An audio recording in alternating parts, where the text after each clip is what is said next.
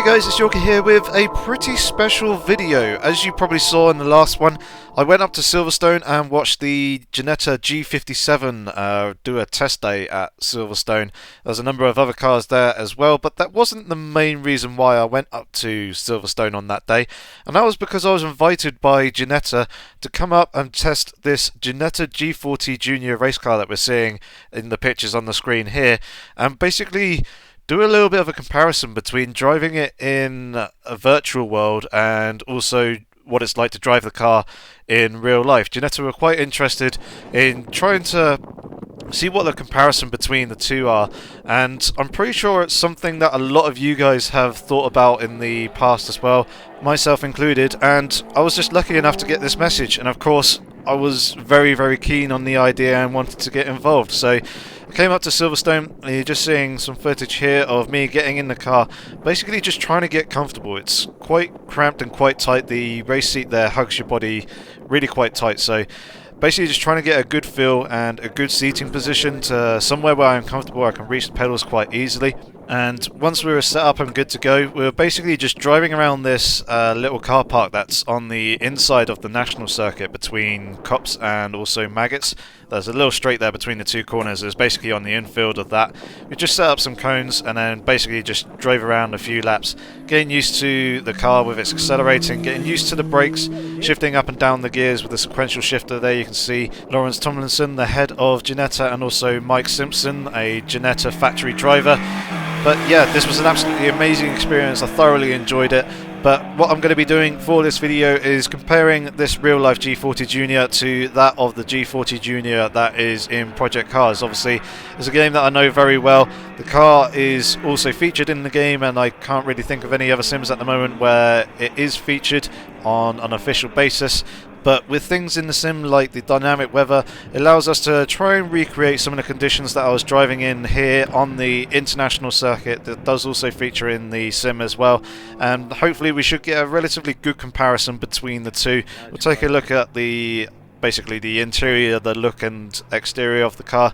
We'll also take a look at the sounds of the car from the interior, and of course we'll be taking a look at the physics and basically the handling of the car and comparing it between the virtual world and also the real world, and basically seeing what is similar and what is different. So let's get into the main bulk of the footage, which will be me driving the Ginetta G40 Junior around the international circuit.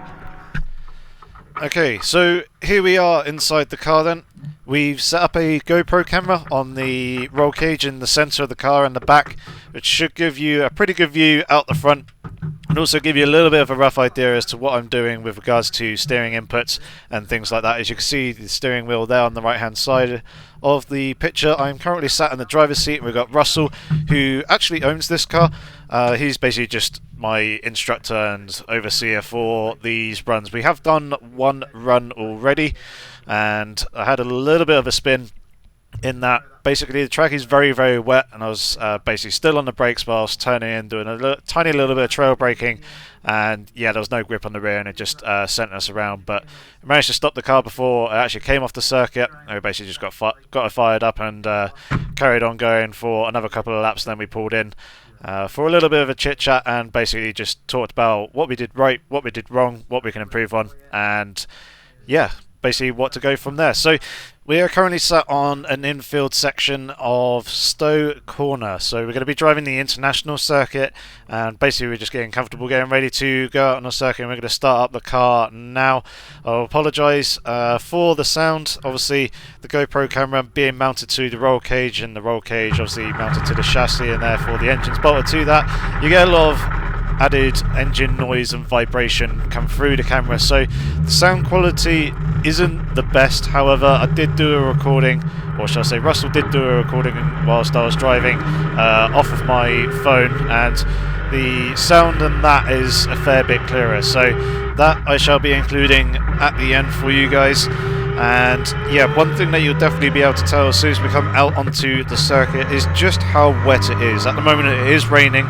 The rain does increase as we go through this run as well, and yeah, there's a lot of standing water on the circuit, as you'll be able to see as we come up towards Vale, then into Club Corner. You'll just be able to see massive great big puddles and the running water that goes across the circuit. Depending on the light, the darker patches will be the standing water, and then the light patches the slightly drier parts of the circuit.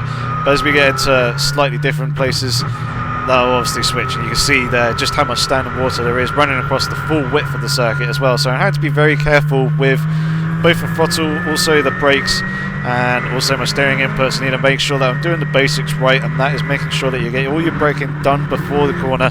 Make sure you're in the right gear before turning into the corner as well, as I don't want to have to be trying to flick up and down through the gears whilst going through the turn. So I'm going to be taking it fairly easy, fairly steady for the moment, and just basically just trying to read the conditions of the circuit, trying to find out and understand where the grip is, just how much water there is in and around the track as well. And actually what makes that even more difficult is that it's changing on a lap by lap basis as the rain eases up or picks up and intensifies. So yeah, I'm basically having to read the track each lap as we go around corner by corner, and then basically kind of gauge the speed with that. Obviously, this being fairly early days in terms of the runs around the circuit, confidence isn't all that high, and obviously want to start off fairly slow and then just slowly build it up and increase the speed. So you'll probably see some, like here, some very long braking distances going on, just making sure that the car is fully settled before turning in, because obviously I don't want to spin, I don't want to crash, I don't want to hurt myself or Russell, and obviously I don't want to damage Russell's car. This is a car that he raced last year in 2015, and yeah, he's put an awful lot of money into this car. I obviously don't want to damage it in any way. As you saw just there, even on the brakes, the rear end wanted to step out a little bit, the rear's locking up, having to do a very small minor amount of counter steering to basically just try and keep the rear end in check. Also obviously ease off the brakes and just make sure that the car gets settled back down before I get back onto the brakes once again, ready to turn the car in. So yeah, very wet, very treacherous conditions. However, even still, it was an awful lot of fun. And let's actually start off comparing the real world to the game now. We're going to take a look at the actual interior of the car, bring up a comparison video here of me doing some laps around the circuit. So the core fundamentals of the inside of the car, mainly the dashboard and the center console, and the whole look of the car in general is relatively accurate. There's a few differences, mainly being obviously the steering wheel, the position of the sequential shifter, and also in the game it uses two windscreen wipers rather than just the single one that we have here. But obviously those are kind of more bespoke, tailored things towards the driver, as I go and miss a gear change there. To actually shift up through the gears, you have to lift off the accelerator, pull the lever towards you, and then you can get back on the accelerator. I just unfortunately missed the timing there and came back on the throttle a little bit too early, and the shift didn't go through. To shift down through the gears, obviously whilst you're on the brakes, you push your foot down onto the clutch, push the gear lever away from you, and then you come back off the clutch as well, and it does auto blip for you, and that is a gear change down. So it's a concept that I am kind of relatively familiar with. Obviously I haven't used it in project cars as of yet, as I don't actually have a shifter. I've only recently just picked up a clutch, or should I say a set of pedals with a clutch pedal. So yes, that's something obviously to try out in the future. But in iRacing, driving the Mazda MX-5, I basically had to kind of use a similar format. I had to use the auto clutch, but I had to get off the throttle for each upshift. So that was a concept that I picked up fairly quickly and fairly easily, just basically making sure that I get the timing right.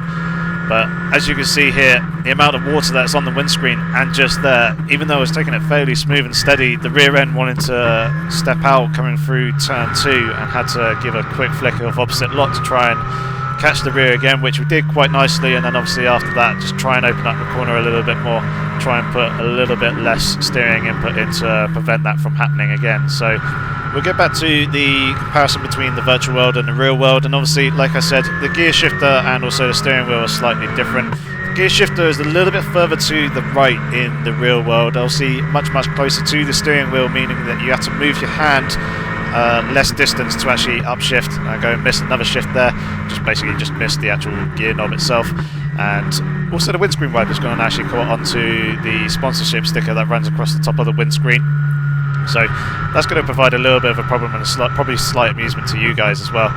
But yeah, obviously in the game the gear shifter is more towards the centre of the car and the centre of the centre console, so slight difference there. And also on the steering wheel, obviously the actual make and the shape of the steering wheel is going to be different. It's very much a driver sort of choice and preference, but there's actually a dash that's mounted to the steering wheel here in Russell's car, whereas there is a small dash in the car in Project Cars, but it's more of just like a lap timer and also rev counter for the game. So another slight difference there, but that's also kind of down to driver preferences. Different drivers will probably use various different Motec displays and dashes depending on what they can afford and what type of information they want displayed. But the actual gear indicator there on the centre of the car is also pretty much spot on and in the right place as well. And then obviously the only other difference is 2 wiper blades instead of 1, or shall I say half of 1, as ours isn't really working properly at the moment because it keeps snagging on the sticker that runs across the top.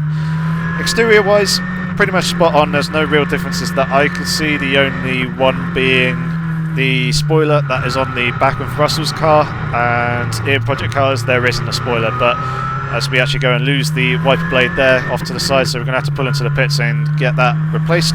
But yeah, there's a rear spoiler on the back of Russell's car. There isn't one in the game, but there are many real-world versions of the G40 Junior car that come without that spoiler as well. So pretty good job by Slightly Mad Studios overall on the actual look of the car. Looks very similar to the real-life counterpart, pretty authentic and pretty immersive on that sense.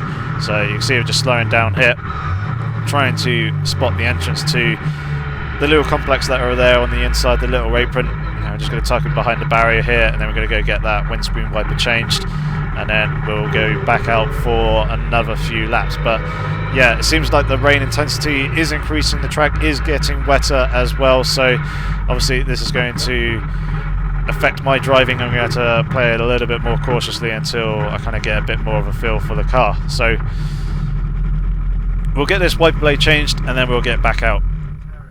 Okay, so we've got a new wiper blade installed. We've also removed the sticker that ran across the top of the windscreen there to prevent it from snagging once again and losing this one. And also, as you can see, that's kind of worked in our favour as it gives us a little bit more visibility. We can see out the front windscreen a little bit better as well. So we're going to get the car fired up and we're going to go back out onto the circuit, and we shall carry on with this comparison video.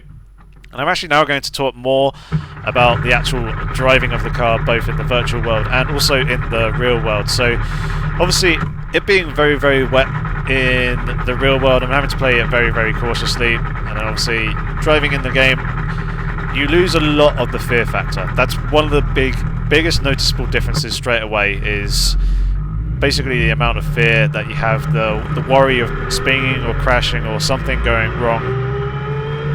Especially when you first start off as well, it's very much there in your mind. So you take it easy to start off with, and then as the confidence grows, that kind of gets pushed more towards the back of your mind, and you kind of stop thinking about it as much and kind of more focus on actually driving the car and feeling the car.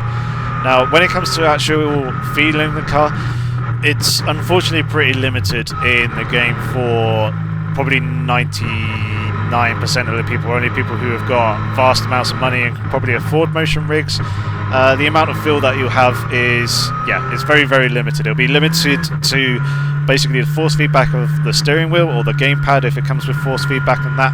And then also obviously you've got the visual cues and also sound cues for basically getting an idea of what the car is doing when you make your inputs.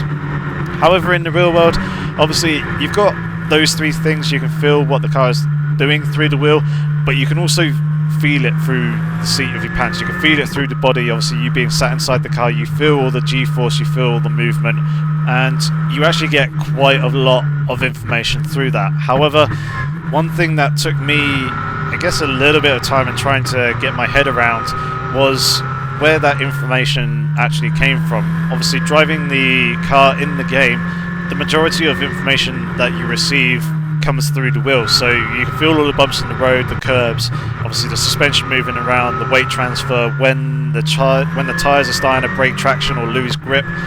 All that comes through the force feedback of the wheel, and it goes straight into your hands, and then obviously you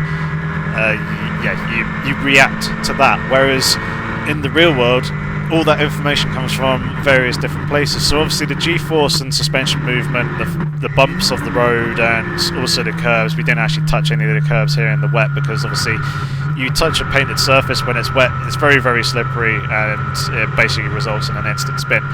But yeah, if you touch those, you feel that through both obviously the wheel and also through your body. Whereas with regards to the individual tyres and what they're doing, you feel what the front tyres are doing through the wheel, and then what the rear tyres are doing through your body. And that was something that was obviously very, very different for me straight away getting into the car, and kind of had to get my head around and try and pick up the feel for that as soon as possible. And that's obviously why I'm being a little bit more cautious, and you probably see me slowly starting to pick up the pace as the track does later on start to get a little bit drier, and I get a better feel for that and a better understanding, as at the moment the track is extremely wet, as you can see coming here through Abbey and into the second turn, and the amount of water is just insane. It's almost like an ice rink, so I'm having to play it very, very cautiously until that feel basically comes to me, and I can, I'm confident that the tyres have got the grip that they need, so I can get back onto the throttle and not have to worry about trying to catch the car or anything like that. So yeah, that was something that was very, very interesting to me straight away when I very first got into the car, and it was actually also a lot of fun as well, trying to learn that and get a better idea. And you'll probably see later on where the front of the car, it starts to understeer and wash out on me as I go and miss another gear shift there. I do get better at these, I promise. But yeah, the front of the car starts to wash out a little bit as I go through a puddle, and you see me straighten up the wheel and then turn back in again once I feel that the grip has come back to the front tyres. And you've seen a couple of moments where the rear end has started to slip out a little bit. Last time I actually came down braking into Vale, I didn't feel like I got the car slowed down enough to turn in, and I was still on the brakes and basically just kept the wheel straight until I bled off enough speed to turn in and know that the rear end won't try to overtake the front. So yeah, all this information is basically just, it comes in various different ways, different to how it does in the game. The game does a very, very good job of representing this information, but obviously it's limited to the way that it can deliver it to you. And even when it does deliver it to you, it's, well, it entirely depends how you got your force feedback set up. A lot of people like to have their force feedback very, very heavy, and they like to try and feel as much as possible. It does sometimes lead to clipping, or shall I say, it often does lead to clipping depending on the game, so they're probably losing out on some of the detail. But for me personally, I like to have my force feedback fairly light so I can try and feel as much of the detail as possible. Also flip the wheel around and, try and be able to do quick, fast movements where I need to. And driving this car here in the wet, I must say that the wheel weight was pretty damn light, and at times it can make it relatively difficult to actually get a proper idea of when the tyres are actually gripping or not, which is actually represented very, very well in Project Cars, I must say. When I first went out of the pits in Project Cars on cold tyres and the pressures in the tyres were very, very low and at their cold pressure, it felt very, very good when comparing it to the real world. It felt very, very accurate. The car felt very skittish. It felt very, very light. You couldn't really feel much feedback coming through the wheel, and you therefore play it a little bit safer until you know that the tyres have started to come up to temperature and have started to come up to pressure as well. So yeah, the game does a really, really good job of that sort of sense of replicating the nervousness of the car when the tyres are cold. Now, once the tyres in the game actually get up to temperature and get to their optimal pressure range, it becomes quite grippy. There's an awful lot of grip. You can trust the car a lot more and you can push the car a lot more. Now, I don't know whether it's just a case of whether I didn't bring the tyres up to temperature and pressure or not, but I didn't get that same amount of grip that I got in the game. Now, that could just be obviously down to real world, and then comparing that to obviously hardware and engine limitations, with only being able to do so many different physics calculations at once, where obviously real world is real world. All that stuff is pretty much mute. It's unlimited. However, the core base there, especially at the start when you first come out of the pits in Project Cars, is I found to be very, very accurate. It was really, really good. It was basically just once it got to, yeah, like I was saying, the proper temperatures and pressure range in the tyres in the game, you lose a lot of the lack of grip and the slidiness. There's a little bit too much in the game, and you can therefore push and do much faster lap times than I was able to do in the real world. Now, I probably could have pushed a little bit harder in a number of places whilst driving. Obviously, I was waiting for my confidence to build up a little bit more, and I'm sure you'll probably see a relatively big difference later on in this run, and also the run where Russell was recording off of my mobile phone. There was a little bit less standing water in and around the circuit, a little bit less rainfall as well, and therefore the track was a lot drier. I was able to push a lot harder, and obviously getting a better feel and understanding of the car, I was a lot more confident in myself in pushing a little bit harder. So you'll probably see a fairly significant difference between that and also this run. But for the moment, the rain is still falling relatively hard, and there's still quite a lot of standing water in and around the circuit. And you can see the track is changing its conditions lap by lap, and obviously trying to read the circuit because of that.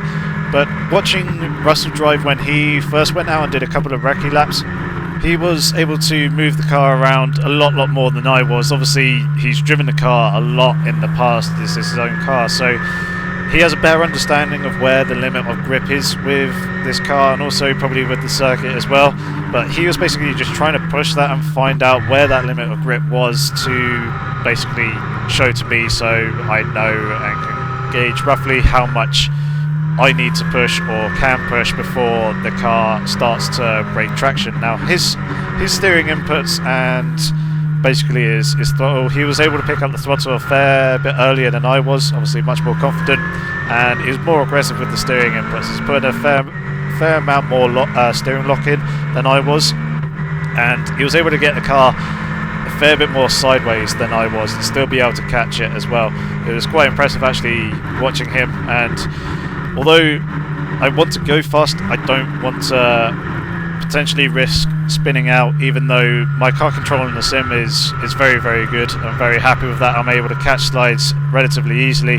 It's just obviously it's different in the real world, mainly because of the fear factor. Going back to that once again, yeah, it's very much there in your mind all the time, but obviously as the confidence grows and the more you understand how the car is going to react to your various inputs, and even more so as the track actually starts to dry out a little bit more. The rain is actually starting to ease up a little bit now as well, and Silverstone is actually pretty good with its drainage. You'll see over the next couple of laps there's a little bit less standing water and a few more dry patches starting to appear.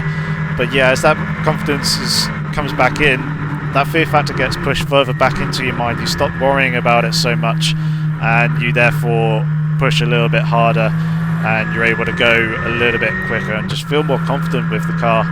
And I think the footage off the mobile phone that I keep going back to will actually show that as well. I probably won't talk over that and let you guys just enjoy the engine sounds and also enjoy the driving around the laps, as Russell does a pretty good job with the camera work there, trying to get a number of different camera angles, looking out the front, also looking over at me down the straights, and yeah, you can get an understanding of what I'm doing, where I'm looking and all that sort of stuff. But just getting a nice thumbs up there from Russell as I start to push a little bit more. The confidence is starting to come to me now, and I'm able to brake a little bit later, brake a little bit heavier, carry a little bit more speed through the apex of the corners, and basically just open them up a little bit, and just starting to connect more with the car and with the circuit. And it felt good. It felt really, really nice, and this is where that motorsport bug really starts to come in, is when you can really start pushing the car, and you feel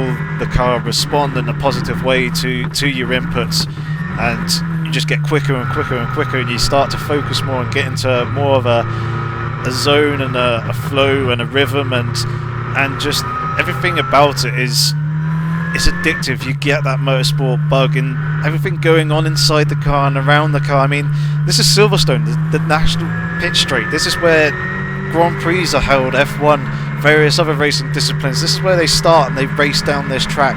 And just seeing the wing building there on the right hand side as we go past that and into turn 1, where famous real world drivers, which millions of people watch, admire and get inspired by, driving on this circuit is just, yeah, it was an absolutely amazing feeling and thoroughly enjoyed it. It's just a shame that it was wet. I would have loved to have done this in the dry as well to get a better understanding of the car, and obviously the conditions are a lot more consistent compared to real life. It's a lot easier to replicate dry conditions than it is wet conditions in a game, because in the real world there's so many various different factors with the amount of rainfall going on lap by lap, obviously winds, how much that affects the standing water on the circuit, the drainage of the track as well, and yeah, obviously dry conditions will be a better basis for doing a comparison.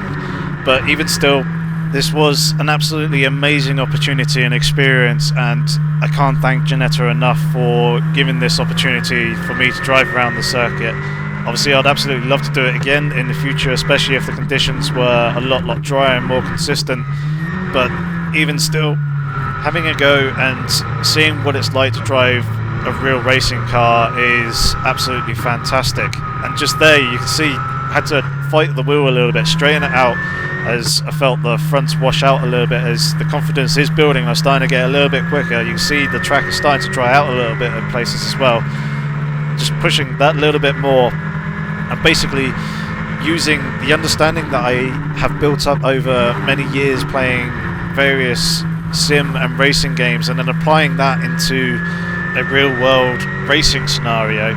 And yeah, just seeing that correlation and the carryover from the virtual world into the real world, and how well it fits, and the base understanding that you have. Like, you've seen, I'm sure many of you have probably seen the GT Academy, and people like Jan Mardenborough and various other drivers come from playing Gran Turismo in their bedrooms multiple times a week to becoming full-on racing drivers, driving in GT cars, LMP2, LMP3, and now Jan Mardenborough did LMP1 for a little bit, now also doing GP3. So just, yeah, this is an absolutely fantastic time to be getting into racing sims. It's only going to get better as well as hardware limitations become less and less, and you get more powerful hardware, therefore more physics calculations are able to be made, and just it brings that difference between racing in virtual world compared to the real world, that gap closer, smaller and smaller, and we'll probably see more people in the future go from driving racing games to actually full-on racing in the real world. And we may actually even see in the future some big virtual racing tournaments, and hopefully possibly see that kick off as well.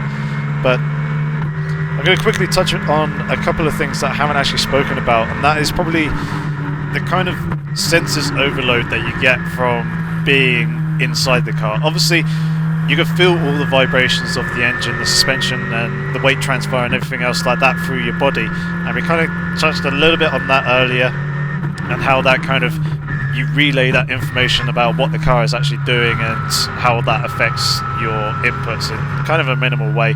Obviously, that has quite a big influence on how you attack and get an understanding for the car, but just feeling those little things like the engine vibrations when you just sat there, it gives you a nice tingling sensation. And another thing which you definitely can't get from a sim is the smell. The smell of petrol, the smell of rubber burning, exhaust fumes, and then coming down this hangar straight here, going up into 5th gear, still accelerating up to 100, 110 miles an hour.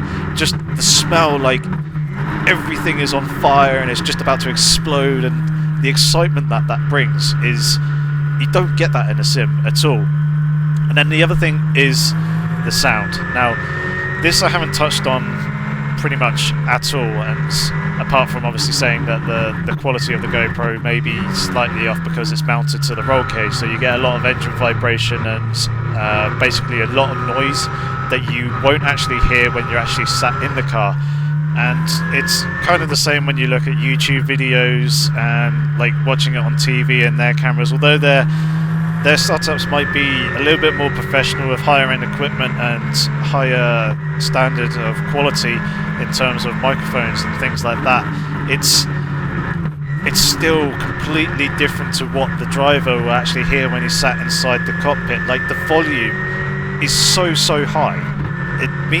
Both me and Russell sat here less than, well, probably about half a meter apart in the cockpit of the car, yet we have to shout at each other and use hand gestures and signals to basically communicate because it's so loud. We can't talk at a normal volume. We literally have to shout, and then even then I can only just about hear him because I got the helmet on. So yeah, that's one thing that definitely took me by surprise, is especially the rawness of the engine as well, and the gearbox, the grinding sounds, and the amount of volume that produces. And then you've got the transmission whine as well. A lot of games try and replicate a very clean sound, and something that we can only really reference to, which is YouTube videos and footage that we see on TV of onboards and things like that. Whereas that's actually different to what the driver hears. It sounds so much more mechanical and raw and unclean. And Project Cars have done a relatively good job in replicating that. They're missing some of the sounds, they're missing a little bit of depth and 3D-ness to it in terms of directional sound and things like that. But even though some of the cars sound absolutely god-awful and horrible, I feel like they're probably more realistic than a number of other sims that we play. I really like the sounds in Race Room as well. However, I find them a little bit Hollywood and a little bit overdone and a little bit over the top. So yeah, Project Cars have done a pretty good job in that sense in trying to replicate what the driver actually hears rather than what we'd hear on TV or on YouTube videos or anything else like that. So I'm now actually going to show you the mobile phone footage that Russell recorded on my phone, and this does give a bit more of an accurate representation as to what the driver actually hears, as you take away a lot of the engine vibration coming through the roll cage and straight into the camera. So yeah, turn this up and enjoy.